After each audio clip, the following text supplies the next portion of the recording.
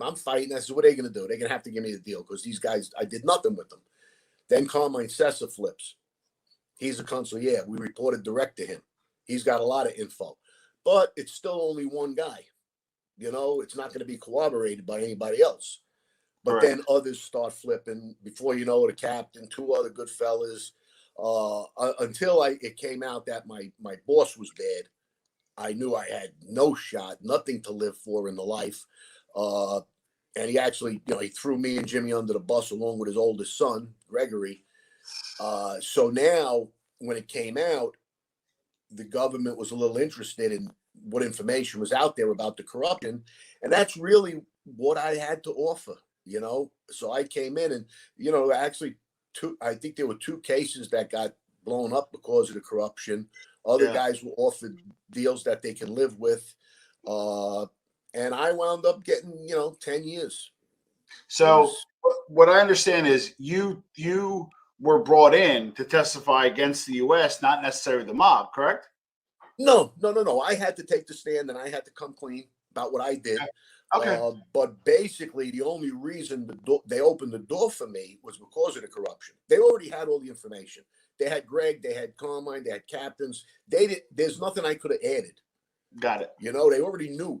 As a matter of fact, when I was talking to them and I would tell them about the things I did, if I forgot something, they knew. I said, well, weren't you? I said, oh, my God, that's back in 79. Yeah, you're right. Yeah, I just forgot. So they knew more, but they didn't know. Like I had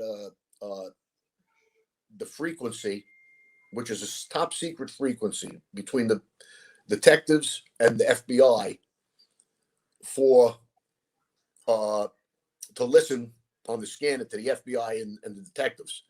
We had the 5-digit code. It's a top secret frequency. It could be any 5 numbers. That's not and we had it.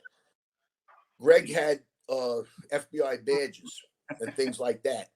Sure. So we had so many things like that I knew about. There was an address that we got to find Vicarina, and it was the wrong address. But the only people to have the wrong address was the FBI agent that brought it, Greg, and the superior who turned out to be Greg's partner. So there was so many things like that led them to who the corrupt person was, who ultimately was brought to trial in New York, but that trial got blown up also. Well, that's what I don't get. That was, and I don't want to, we don't need another Italian American to go to jail, but Del Vecchio got off kind of scot-free.